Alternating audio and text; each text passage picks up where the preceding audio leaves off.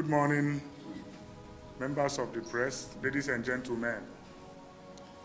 Though we are members of Labour Party, but this briefing is done on behalf of the Nigerian youths who see me as their leader and voice in times like this, when their rights are trampled and injustice meted.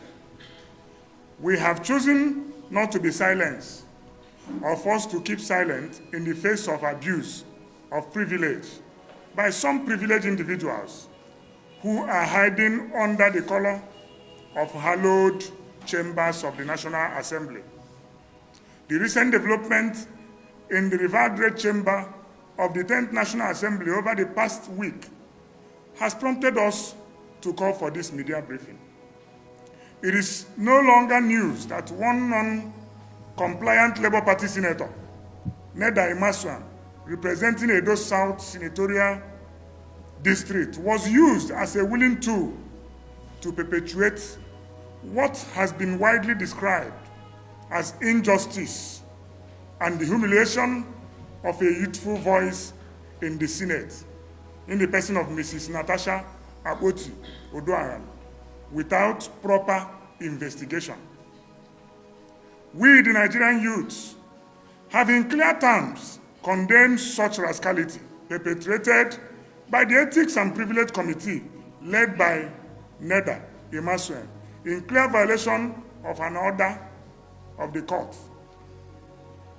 It is clear to the Nigerian youths that an investigative panel, which was set for 11th March, was mysteriously and mischievously rescheduled to hold on 5th March 2025. Our question remains, what is the haste for?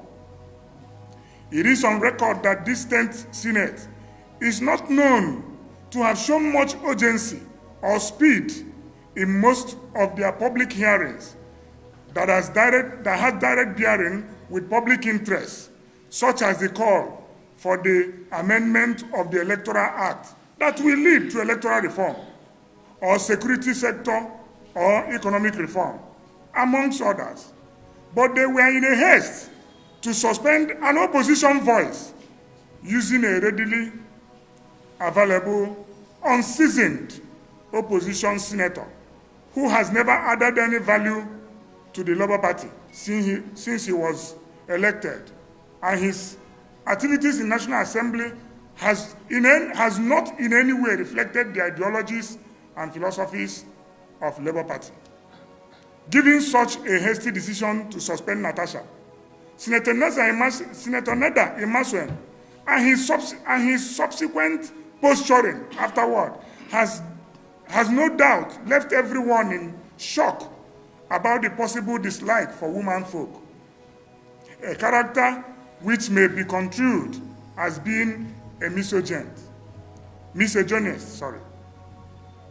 To the best of our knowledge, the Labour Party is a party for social democrats with tremendous respect for the female gender and the youth alike. It is also believes so much in the principles of fair hearing, rule of law, and gender parity. We therefore make the following demands. 1. The 10th Senate should immediately resign the suspension of Senator Natasha Akpabio and constitute a morally and mentally balanced committee to do proper investigative hearing of the matter to salvage the already tainted image of the 10th Senate. We demand that Senator Ned be recused from the reconstituted committee, and I think we also recommend to the Labour Party to consider suspending him. 2, the Nigerian youths are by this statement calling on the people of Edo South to immediately commence a recall process for Senator Ned for his poor representation and conduct at the Senate. On the matter concerning the distinguished Senator Natasha, it has been observed that Senator has not satisfactorily applied internationally accepted principles of fair hearing, making a recommendation which led to the controversial suspension of distinguished Senator Ned, Natasha, Akpabio. 3, we urge President Bola Tinubu to save the face of Nigeria in the Committee of Nations by speaking up against the humiliation suffered by the female gender in the Nigerian politics, of which his wife, as a serving senator in the 9th Assembly, also faced. Mr. President must ensure that his government work to preserve the democratic principles of fairness and rule of law. 4, the Nigerian youth are also demanding that the President of the Senate, Senator Akpabio, must present himself for investigation by an unbiased arm of government. He cannot continue to use his privileged position to frustrate the call for justice by the victim or any other victim. Senator Natasha, in this case, a situation where one man will be a judge in his own matter, like Senator Akpabio did, must be denounced and condemned. Under no circumstance should Akpabio be the one sitting that day to suspend Senator Natasha. In conclusion, we shall continue to speak despite the intimidations, despite the threatening political environment in Nigeria, orchestrated by the current ruling oligarchy. The rules of the Senate is not stronger than the Constitution of the Federal Republic of Nigeria, which made it clear that there must be principle of fair hearing, and it must be applied in every matter concerning citizens of Nigeria, be it a common citizen, be it a senator, be it a president, be it a governor. There must be an application of that principle of fair hearing. If you can recall, the committee was set out to meet on 11th of March. What is the haste, as I stated in this document? What is the haste of fast-tracking it backwards to become on the 5th of March? And you tell me that the Senate President does not have hand in who and in what the Ethics and Privilege Committee is doing. I want to assure you that it is the Senate President that is the Chairman of Senate and the Chairman of National Assembly. And he's the one that appoints and fires whoever becomes a committee chairman, as he did in the case of Natasha Akpabio, who he also fired. So it is him that gave the Ethics and Privilege Committee order to do what they did. So you can't exonerate the Senate leadership from what transpired on that day. The clear evidence is that they said it's 11th and they brought it back to 5th. And I said here, Nigerians have been asking for electoral reform. Nigerians have been asking for police reform, army reform, economic reform. There is no current bill that is undergoing speedy public hearing in the National Assembly today to address these issues. What is the haste in suspending a senator that Nigerians voted?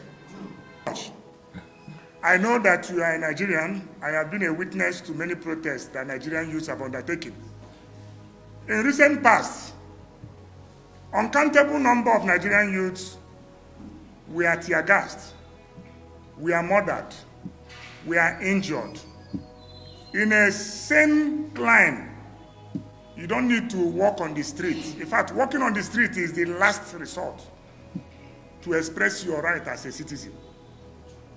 What we are doing is what is accepted internationally, to speak out. And we have spoken out. I cannot risk the life of these youths that are following me to be tear gassed. We don't have the power. We don't have the financial muscle. We don't have the energy to face the Nigerian police, which are already becoming tools in the hands of these politicians. Thank you. Well, I'm sure that my name is not a new name to you in issues of national politics and national polity. And if you can do a little background check, I am not one of those that can be used to do a hatchet job. The press conference you are witnessing this morning is an expression, sincere expression of what is happening both in the party and in the National Assembly. We elected Ned from the platform of the Labour Party, but totally he has deviated from the principles, from the philosophies that guides the Labour Party. His representation in the Senate does not have any bearing. I can say it over and over again, that the representation of Senator Ned, imasuen, and some of them have no bearing on the party's manifesto, on the party's constitution in terms of inclusivity, in terms of fair hearing, in terms of rule of law, in terms of gender parity, and in terms of delivering good governance as inscribed in the Labour Party manifesto. So that is Labour Party for you, and that is what makes Labour Party unique. That you can be a member of this house. The moment you deviate from the track, you will be cautioned and you will be reprimanded heavily. Labour Party is not like APC and PDP, where we hear some governors and some ministers and some Senate presidents saying that when you come to the party, your sins will be forgiven. In Labour Party, your sins will not be forgiven. Like I've observed that every new assembly, it seems that every new assembly will always amend the Senate rules. And I ask, if the Constitution of the Federal Republic of Nigeria is amended every month and every week and every year, how suitable would that Constitution be? This Senate rules is amended 2023 when Akpabio became Senate President. And these rules, like I said, I will repeat again, this rule is not superseding the Constitution of the Federal Republic of Nigeria. If severally in Nigeria we have witnessed where Senate rules enhanced a decision that were made, and after that decision, it was challenged in the court.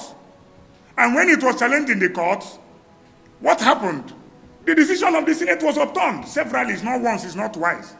Showing you and indicating to you that the Senate rules is no more superior than the Constitution of the Federal Republic of Nigeria.